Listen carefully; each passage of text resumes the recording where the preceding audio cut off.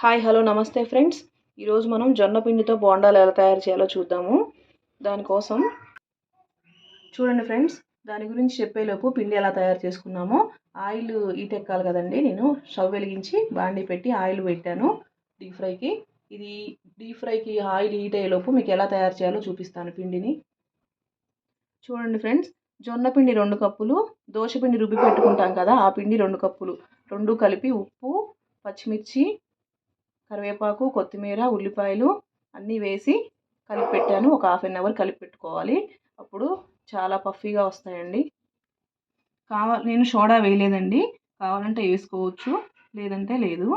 ఇంకా మనము బోండాలు వేసుకుందాము.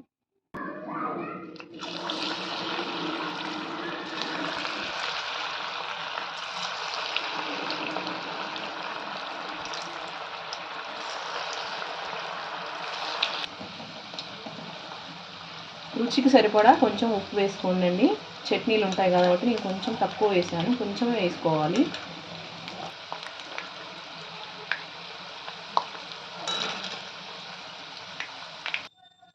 చూడండి ఫ్రెండ్స్, పునుగులు రెడీ అయిపోయాయి జొన్న పిండితో. పిల్లలకి స్నాక్స్ లాగా టీ టైంలో కూడా ఉపయోగపడతాయండి. ఇవి చాలా టేస్టీగా ఉంటాయి, మీరు కూడా ట్రై చేయండి. వీడియో నచ్చినట్టయితే లైక్ చేయండి, షేర్ చేయండి, సబ్స్క్రైబ్ చేయండి. Thank you for watching.